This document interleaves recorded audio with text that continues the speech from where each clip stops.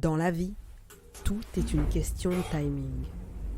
Si Lisa était partie plus tôt du bureau, à cette heure-ci, elle serait probablement déjà en route pour chez elle, tergiversant sur la suite à donner à la soirée. Une sortie entre copines à Bastille ou un dîner de Shabbat chez sa mère à Stein?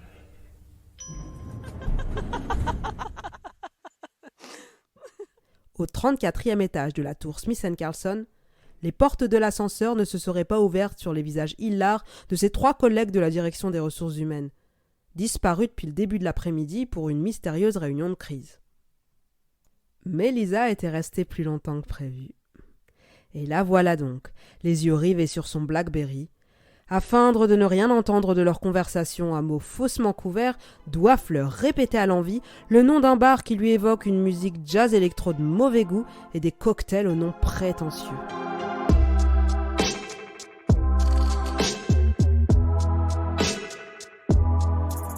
Quand les portes de l'ascenseur s'ouvrent, elle s'en extirpe la première, croyant pouvoir s'en sortir avec un « passer un bon week-end » lâché du bout des lèvres. Mais l'une d'elles, titillée par l'attitude distante de Lisa, lance dans son dos comme on tire aux fléchettes. « Attends Lisa, on se fait un petit after-work pour fêter le retour de Chloé. Tu veux venir ?» La proposition sonne à ses oreilles comme une question piège. Lisa se retourne. C'est une hydre à 3 têtes au sourire corporate. Elle n'avait jamais remarqué à quel point elle se ressemblait. La fonction finit-elle par transformer les visages ? Les yeux de Lisa crient non. Son corps prend instinctivement la direction opposée, la pressant de rentrer directement chez elle, d'échapper à cette socialisation forcée. Mais sa période d'essai court jusqu'à la fin du mois. Ce n'est pas le moment d'avoir l'air de les snober. On préférera toujours les gens sympas aux gens brillants, souvient-en Lisa. 2 ans plus tôt, c'était la phrase que lui avait balancée son senior lors de son éval de fin de stage en cabinet d'audit. L'une de ces Big Four à la fringale insatiable pour les jeunes diplômés de formation élitiste.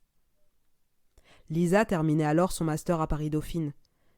Une phrase qui l'avait d'autant plus surprise qu'elle avait bossé jour et nuit, qu'elle avait délivré, pour reprendre le jargon managérial. Du jamais vu pour une junior, de l'avis des clients comme de ses responsables. Elle aimait ce genre de période, tout entière tendue vers l'objectif, où plus rien ne compte qu'un examen important ou une présentation finale au client. Elle retrouvait dans son corps, dans sa tête, une sensation oubliée, celle de ses veilles de compétition d'athlétisme ou de mini-concerts de fin d'année au conservatoire. Un état de concentration absolue, où l'effort n'en est plus un, où chaque geste est exécuté à la perfection, où tout le reste n'est plus qu'un bruit de fond. Les sportifs appellent cela la zone. Lisa aurait aimé ne jamais avoir à en sortir. La vie est plus simple quand elle ne se fixe que sur un point. Cet entretien de fin de stage devait être son jour de gloire. Des félicitations doublées d'une proposition d'embauche. Ses rêves de CDI, d'autonomie enfin à portée de main. Ne plus jamais prendre le RER en gare de Pierre-Fitzstein. Au lieu de ça, le senior avait continué du même ton, lui reprochant de manquer de soft skills, cette intelligence relationnelle qui fait grimper plus vite les échelons, d'avoir l'air de faire la gueule en réunion client et, in fine, de se saboter. Elle aurait juré qu'il prenait un plaisir certain à la sentir vexée, comme une revanche sur cet air impassible dont elle ne se départait jamais, quand on retrouvait plus d'un junior à pleurer dans les toilettes après un one-to-one un peu corsé. Oui. Ce jour-là, sa lèvre avait tremblé. Son corps s'était raidi. Elle n'avait plus su quoi faire de ses mains. Les pieds, soudain douloureux, elle aurait voulu pouvoir enlever ses escarpins. Pour ajouter au supplice, le seigneur avait conclu son réquisitoire en jouant la connivence. « Je dis ça pour toi, Lisa, tu sais ? Ce genre de choses, on ne le pardonne pas à des gens comme nous. »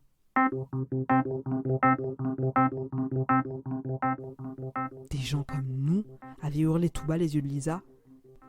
Que connaissait-il d'elle, de son parcours ?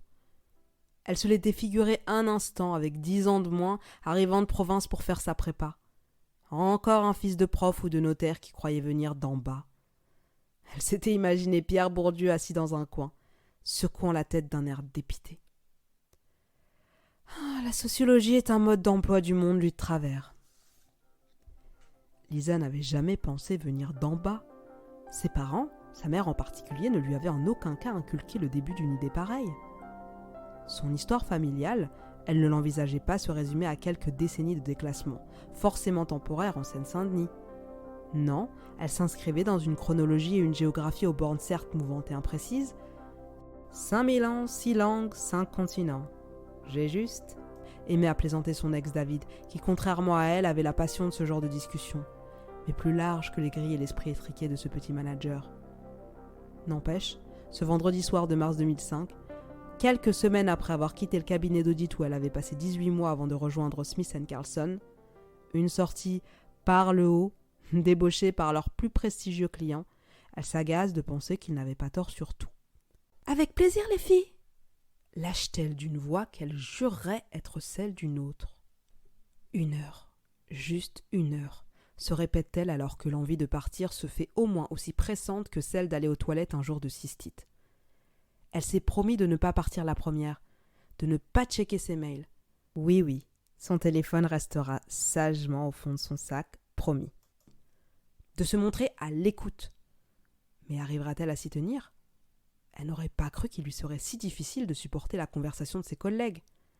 Des jeunes femmes de 32 ou 33 ans ou plus, qui un jour, comme elle, étaient entrées dans le monde de l'entreprise avec l'ambition de faire la carrière à laquelle leur diplôme leur permettait légitimement de prétendre, et qui, si l'on se fie aux bribes de conversation que Lisa entend à longueur de journée dans l'open space, ne rêvent plus désormais que de layettes bleues ou roses, de monospaces à sièges rabattables, de pavillons à Saint-Germain-en-Laye, et dans la mesure du possible, d'un individu de sexe masculin raisonnablement assorti à ce décor.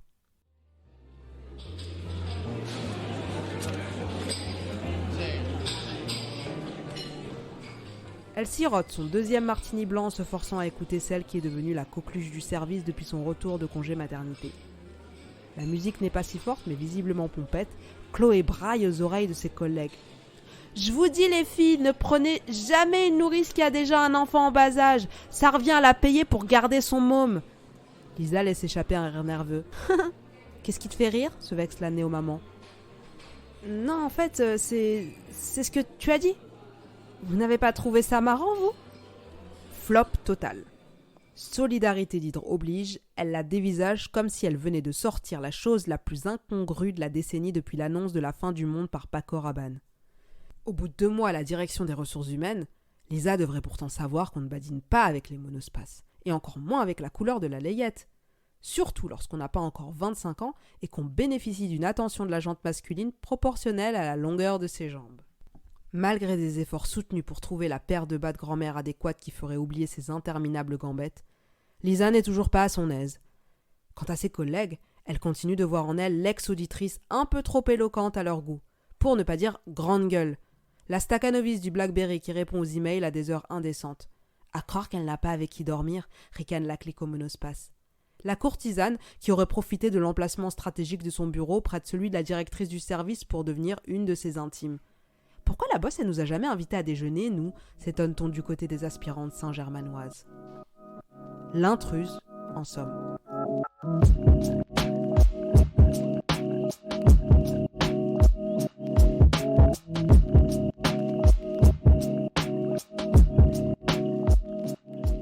Lisa croyait pourtant avoir laissé pour de bon derrière elle les croche-pattes de cours d'école, du temps où elle n'était pas encore une jeune femme brillante à la beauté sortant de l'ordinaire, mais seulement une petite noiraude un peu claire de Seine-Saint-Denis. Un peu trop sérieuse, un peu trop silencieuse, au goût des grandes prêtresses de la coolitude préadolescente, parachutée par ses parents dans l'un des meilleurs collèges de la capitale, pour son plus grand bien. Depuis la découverte du fer à lisser, elle ne compte plus les boules de couleur dans ses tresses pour faire passer le temps. Elle n'a plus à se cacher derrière lunettes et appareils dentaires ou à vouloir gagner la confiance de ses profs qui n'aiment pas qu'on joue à saute-mouton avec la carte scolaire. Elle n'a plus à redouter l'interstice de l'entre-deux. Banlieusarde embourgeoisée aux yeux des uns, parisienne banlieusardée aux yeux des autres.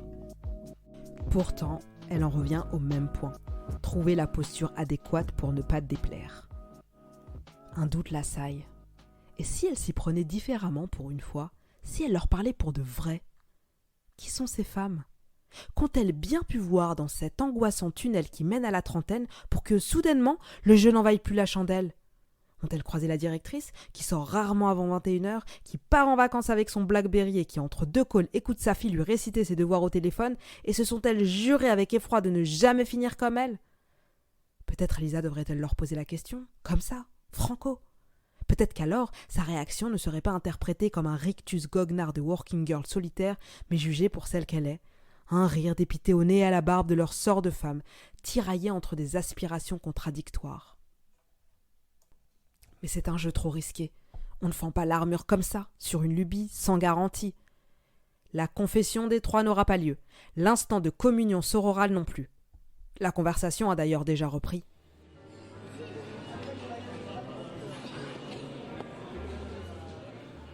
Alors, les filles, qu'est-ce que vous avez commandé au CE pour Noël ? La journée chez Disney ou le dîner pour deux sur un bateau-mouche ?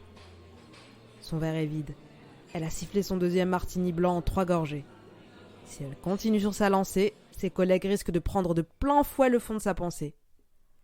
Lisa n'a pas le goût de son frère Ronnie pour le rap, mais son sens de la répartie vaut son pesant de punchline.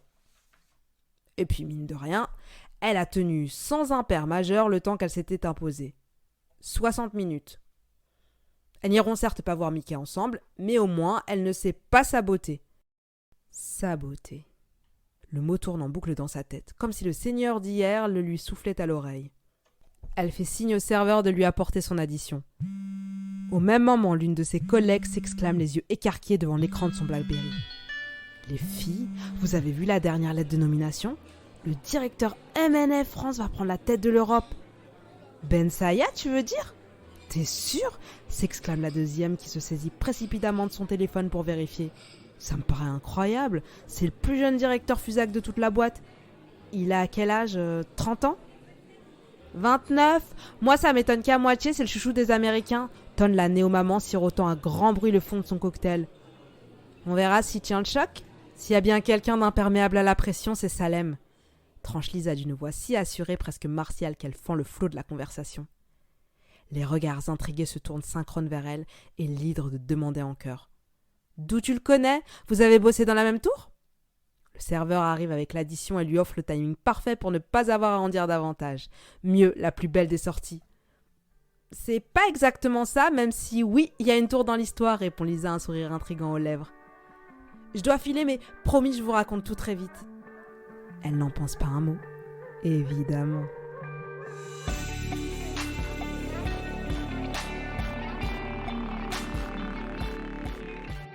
Bonjour, c'est Walid Ajar Rachedi.